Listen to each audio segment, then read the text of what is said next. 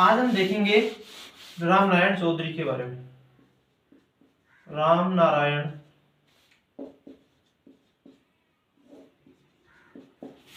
चौधरी।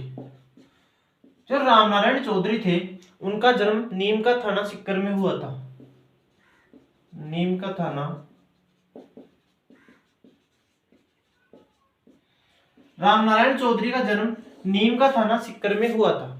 अब ये क्रांतिकारी गतिविधियों में शामिल हो गए तो इन पर जो शामिल यह क्रांतिकारी गतिविधियों में शामिल हुए तो इन पर जो प्रभाव था वो था अर्जुन लाल सेठी जी का। अर्जुन लाल सेठी जी के प्रभाव से यह क्रांतिकारी गतिविधियों में शामिल हो गए और अखिल भारतीय हरिजन सेवा संघ के राजस्थान में अगर कोई सक्रिय कार्यकर्ता थे तो वो रामनारायण चौधरी थे। किसके? अखिल भारतीय सेवा संघ। अखिल भारतीय सेवा संघ के राजस्थान में जो सक्रिय कार्यकर्ता थे वो थे रामनारायण चौधरी। रामनारायण चौधरी वही व्यक्ति है जिन्होंने बेगू किसान आंदोलन का नेतृत्व किया था। बेगू किसान आंदोलन, इन्होंने बेगू किसान आंदोलन का नेतृत्व किया था। इसके बाद में इनकी कुछ पुस्तकें हैं।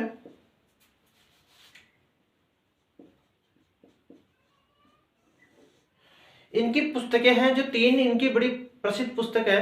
20वीं सदी का राजस्थान, इनकी पहली जो पुस्तक है वह 20वीं सदी का राजस्थान। इसके बाद में है आधुनिक राजस्थान और जिनकी एक पुस्तक है वह वर्तमान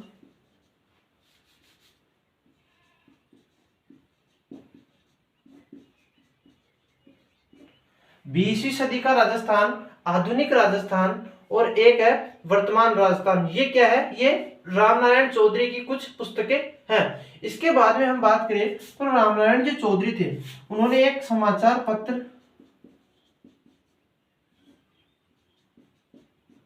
निकाला था, उसका नाम था नव ज्योति। रामनारायण चौधरी के द्वारा एक नव ज्योति समाचार पत्र निकाला गया और ये कब निकाला गया? तो ये 1936 ईस्वी में निकाला गया। अब बात करते हैं गोकुल भाई भट्ट की। तो गोकुल भाई भट्ट का जो जन्म हुआ था वो 1897 ईस्वी में हुआ और जो इनका जन्म हुआ वो हातल गांव सिरोही में हुआ था। किसका? गोकुल भाई भट्ट का जन्मदिन। इसके बाद में जो गोकुल भाई भट्ट थे उन्हें राजस्थान प्रदेश कांग्रेस के प्रथम अध्यक्ष बनाए गए थे। किसे? गोकुल भाई भट्ट को। और इन्हें ही कहा जाता है राजस्थान का गांधी। राजस्थान का गांधी इन्हें कहा जाता है और इनके प्रयासों से, गोकुल भाई भट्ट के प्रयासों से सिरोही प्रजामंडल की स्थापना की गई। देखिए सिरोही प्रजामंडल के संस्थापक कौन थे? तो गोकुल भाई भट्ट थे। तो इन्होंने 1929 ईस्वी में सिरोही प्रजामंडल की स्थापना की थी। जबकि बात करें इससे पहले 1934 ईस्वी में सिरोही प्रजामंडल की जो स्थापना की गई थी वो मुंबई में वर्दी शंकर के द्वारा की गई थी। किसके द्वारा की गई थी? वर्दी शंकर के द्वारा की गई थी। जो गोकुल भाई भट्ट थे उन्हीं के प्रयासों से 1956 ईस्वी में, कब? इन्हीं के प्रयासों से 1956 ईस्वी में आबू व सिरोही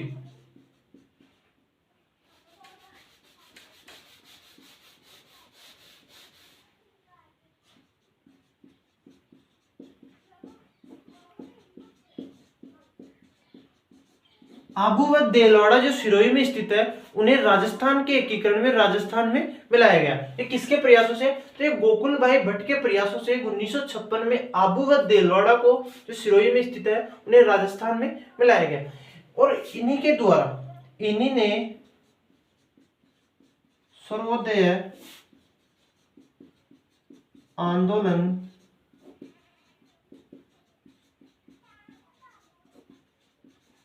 और गोकुल भाई भट्ट ने सर्वोदय आंदोलन का नेतृत्व किया था। और आगे हम बात करें तो इन्हें 1971 में पद्म भूषण से सम्मानित किया गया था। किसे? गोकुल भाई भट्ट को पद्म भूषण से 1971 में सम्मानित किया गया। इनका जन्म 1897 आतलगांव सिरोही में हुआ। इन्हें राजस्थान प्रदेश कांग्रेस के प्रथम अध्यक्ष बनाए गए और गोकुल भाई भट्ट को राजस्थान का गांधी कहते हैं। इन्होंने 1929 ईस्वी में सिरोही प्रजामंडल की स्थापना की, जबकि सिरोही प्रजामंडल की पूर्व में स्थापना जो है वर्दी शंकर के द्वारा मुंबई में 1934 में की गई थी। और गोकुल भाई भट्ट के प्रयासों से 1956 में जो है आबू और देलवाड़ा को आपके राजस्थान में मिलाया गया और इन्हीं के नेतृत्व में सर्वोदय आंदोलन चलाया गया और 1971 में इन्हें पद्म भूषण से सम्मानित किया गया। अब हम आगे बात करें तो जो भूदान आंदोलन था, भूदान आंदोलन, राजस्थान में जो भूदान आंदोलन चलाया था वो चलाया था विनोबा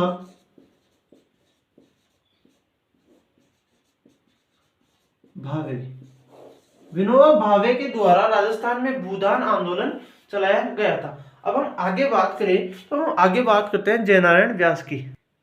इनका जन्म 1869 ईस्वी में जोधपुर में हुआ था। किसका? जयनारायण व्यास का। अब इनके कुछ उपनाम है, हमें एक बार उन्हें देखते हैं। इन्हें कहा जाता है शेर ए राजस्थान। क्या कहा जाता है इन्हें? इन्हें शेर ए राजस्थान कहा जाता है। इन्हें कहा जाता है धुन का धनी, धुन का धनी इन्हें कहा जाता है। जबकि इन्हें कहा जाता है लोकनायक, लोकनायक और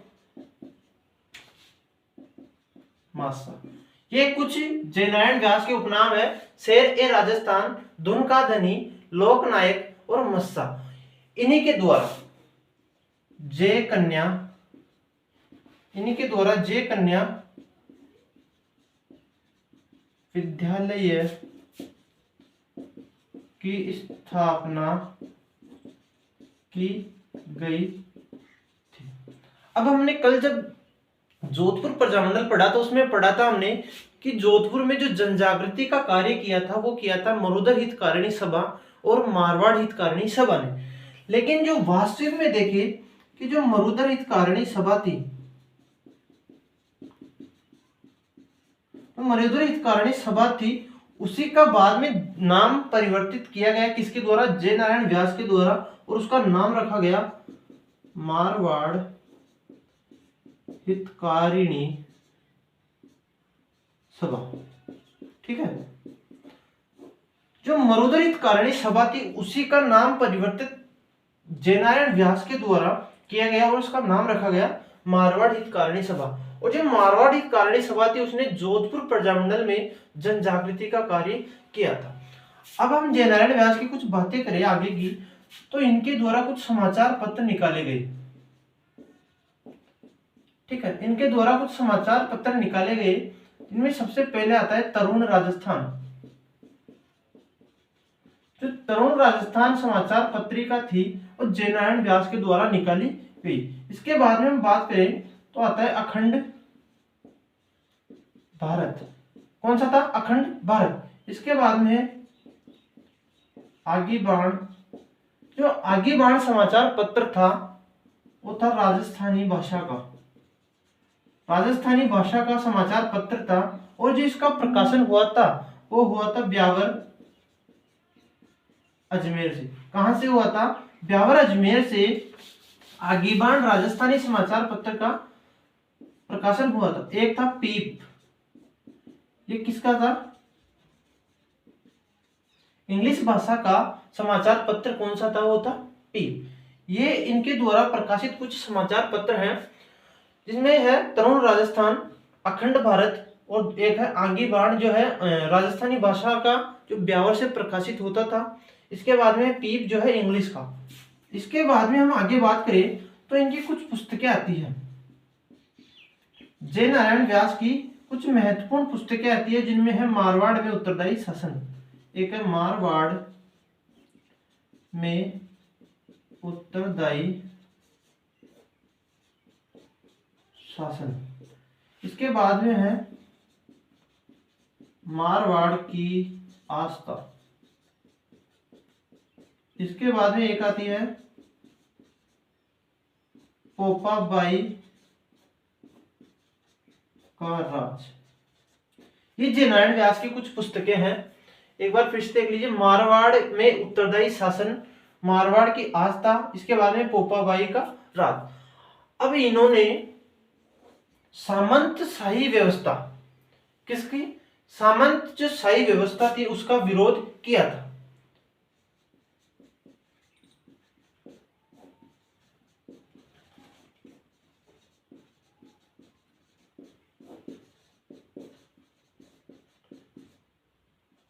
जयनारायण व्यास के द्वारा सामंत शाही व्यवस्था का इनके द्वारा विरोध किया गया था। और ये एकमात्र मुख्यमंत्री थे जो मनोनीत व निर्वाचित थे। निर्वाचित व मनोनीत। मनोनीत व निर्वाचित होने वाले राजस्थान के एकमात्र मुख्यमंत्री कौन थे? तो राजस्थान के एकमात्र मुख्यमंत्री थे जयनारायण व्यास। अब हम बात करते हैं केसरी सिंह बारट की। अब जो केसरी सिंह बारट है, उनका जो जन्म हुआ था वो 21 नवंबर 1872 ईस्वी को शाहपुरा भीलवाड़ा में हुआ था। और शाहपुरा में भी बात करें तो जो देवपुरा गांव था उसमें जो है केसरी सिंह बारट का जन्म हुआ था। इनके बात करें जो इनकी माता थी, उनके पिता का नाम था श्यामल दास जी।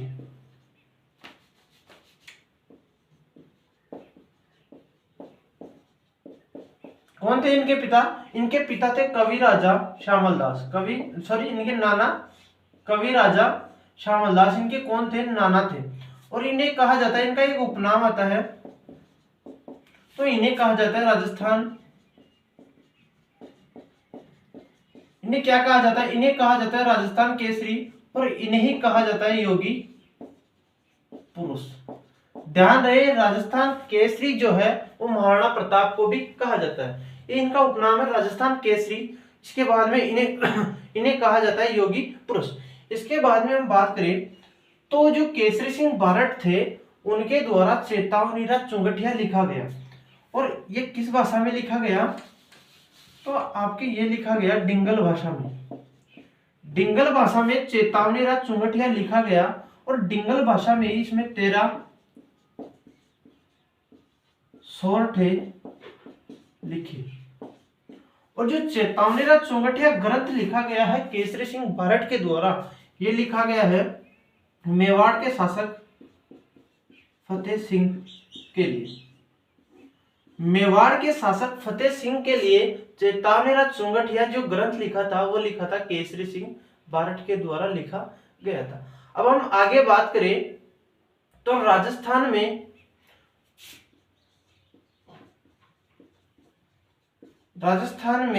अभिनव भारत का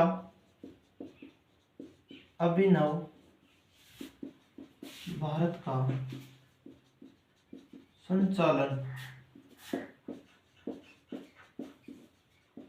केसरी सिंह बारट के द्वारा राजस्थान में अभिनव भारत का संचालन किया गया। इसके बाद में हम बात करें तो इनके कुछ महत्वपूर्ण ग्रंथ आते हैं।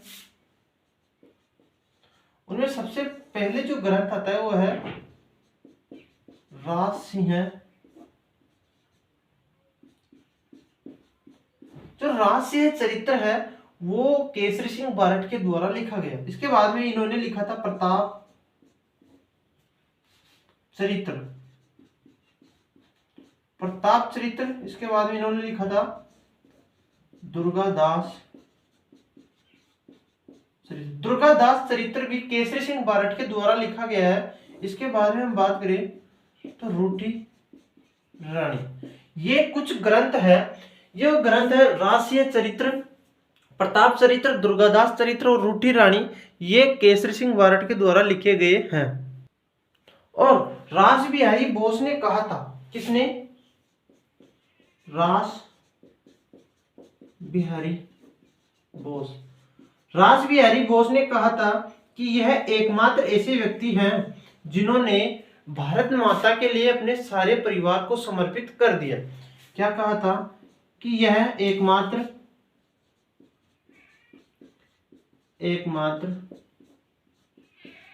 ऐसे व्यक्ति है जिन्होंने पूरे परिवार को भारत माता के प्रति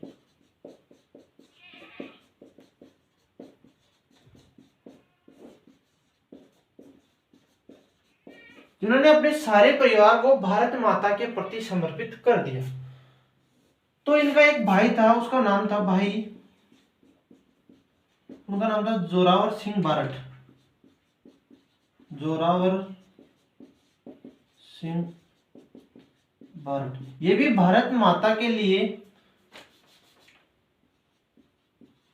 लड़ते रहे। और इनका एक पुत्र था, उसका नाम था प्रताप सिंह बारठ। प्रताप सिंह बारठ, ठीक है। ये एक इनके भाई था, उसका नाम था जोरावर सिंह बारठ, और एक इनका पुत्र था प्रताप सिंह बारठ। अब हम बात करते हैं इनके भाई की, जो है जोरावर सिंह बारठ। जोरावर सिंह बारठ, अब जो जोरावर सिंह बारठ था, जो उनका जो जन्म है उदयपुर में हुआ। कहां पर हुआ? उदयपुर में इनका जन्म हुआ। किसका? जोरावर सिंह बारठ का। जो प्रताप सिंह बारठ के भाई थे, उनका जन्म जो है उदयपुर में हुआ। इसके बाद में हम बात करें 23 दिसंबर 1912 की।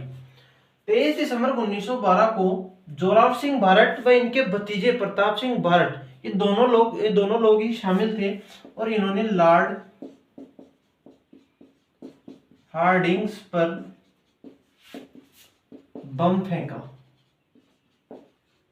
किस पर? लॉर्ड हार्डिंग्स पर इन्होंने बम फेंका। और जो ये बम फेंका था वो दिल्ली पीएनबी बैंक के पास मारवाड़ पुस्तकालय पर इन्होंने बम फेंका। ठीक है। 23 दिसंबर 1912 को इन्होंने जोरावर सिंह बारठ व इनके भतीजे प्रताप सिंह बारठ ने मिलकर लॉर्ड हार्डिंग पर बम फेंका। और जो बम फेंका गया था वो दिल्ली के पीएनबी बैंक के पास से मारवाड़ पुस्तकालय पर ही बम फेंका गया। अब अंग्रेजों को जब पता चला तो अंग्रेजों ने इनका पीछा किया। पकड़ने के लिए जब अंग्रेजों के द्वारा प्रयास किया गया तो जो जोरावर सिंह बारठ है वो तो यहां से भाग निकले और बीहड़ के जंगलों में चले गए।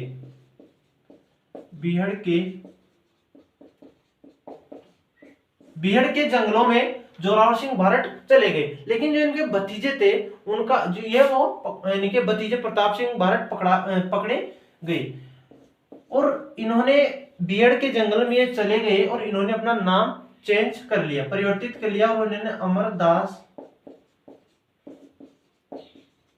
बैरागी अपना नाम क्या रखा?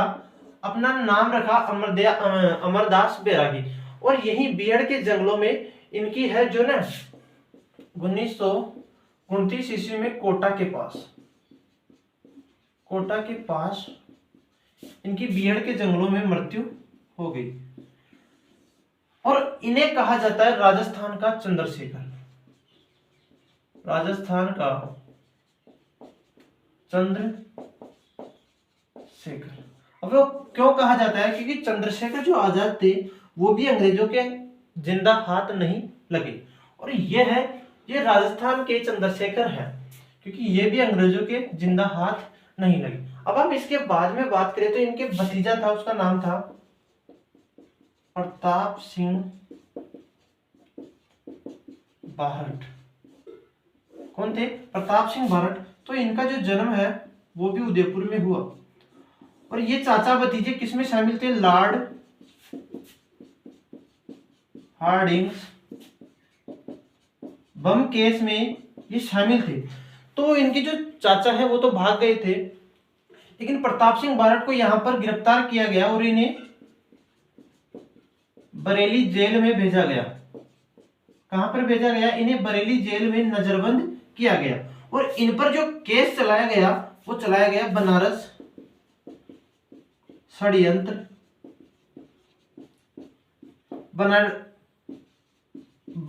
षड्यंत्र केस जो है प्रताप सिंह बारठ पर चलाया गया। और यहाँ पर एक अंग्रेज अधिकारी थे, कहां पर, बरेली जेल के अंदर ही एक अंग्रेज अधिकारी थे जिनका नाम था चार्ल्स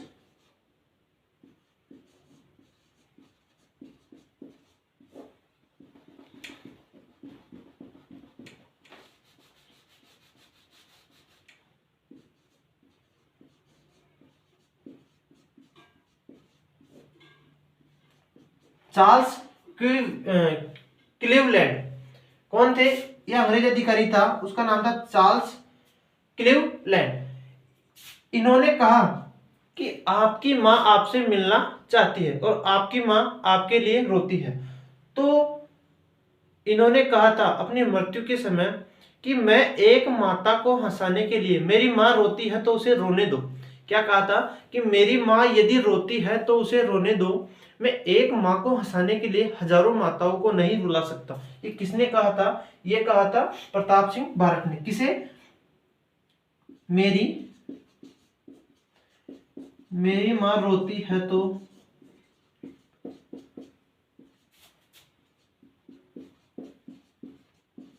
रोने दो।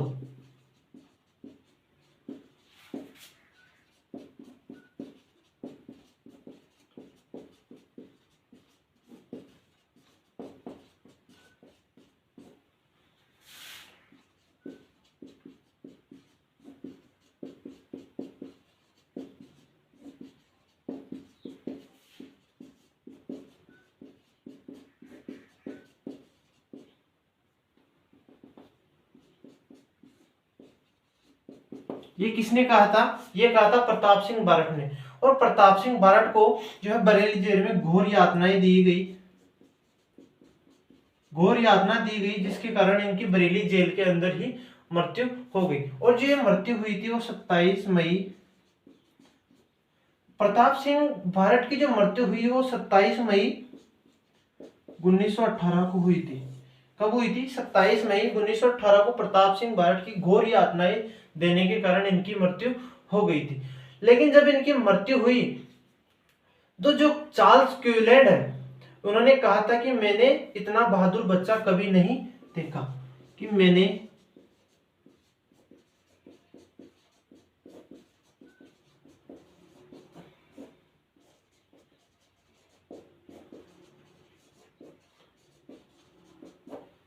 इतना बहादुर बच्चा नहीं देखा। ये थे कुछ हमारे बारट परिवार, जिसमें हमने पहले देखा प्रताप सॉरी केसरी सिंह बारट, फिर उनके भाई जोरावर सिंह बारट, और ये उनके क्या थे, ये केसरी सिंह बारट के पुत्र थे प्रताप सिंह बारट। अब हम आगे बात करें तो हम आगे बात करते हैं बाल मुकुंद बिसा की। इसकी बात करते हैं बाल मुकुंद।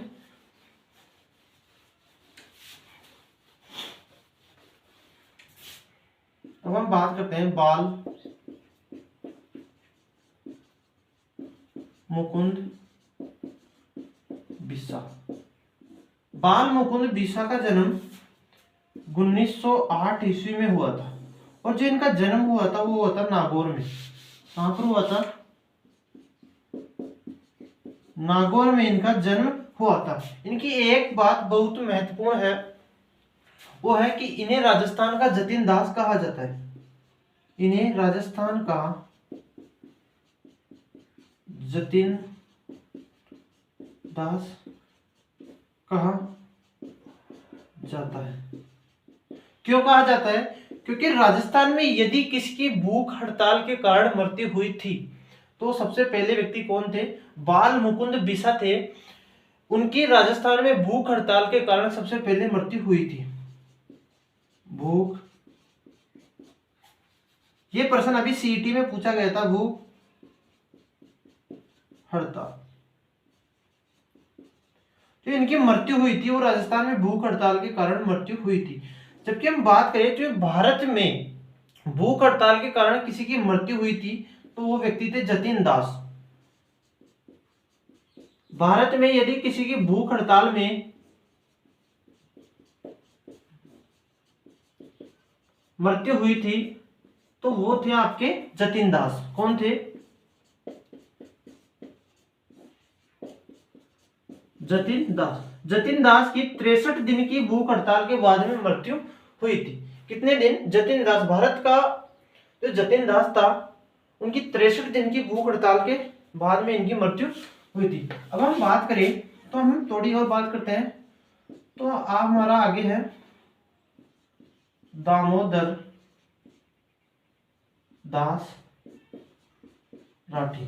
किसकी बात करते हैं? दामोदर दास राठी की बात करें तो इनका जन्म 1884 ईस्वी में हुआ था। 1884 ईस्वी में दामोदर दास राठी है, इनका जन्म पोखरण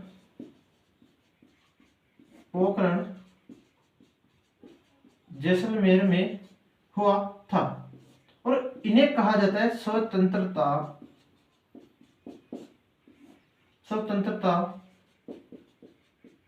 आंदोलन का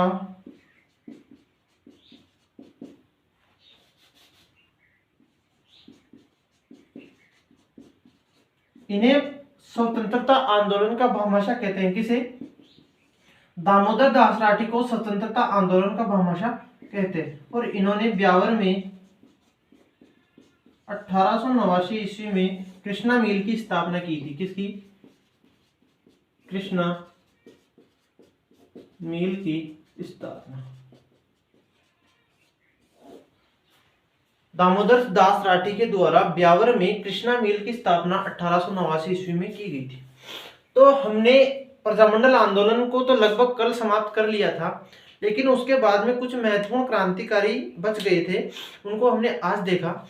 अब जो आगे के क्रांतिकारी है उन्हें हम नेक्स्ट क्लास में देखेंगे। तो ये हमारा था प्रजामंडल आंदोलन, ठीक है। अब जो हमारी कल की क्लास होने वाली है, जो हमारी कल की क्लास रहेगी वो रहेगी राजस्थान में किसान आंदोलन। तो दोस्तों, यदि आप हमारे चैनल पर नए हो तो चैनल को सब्सक्राइब जरूर कीजिए।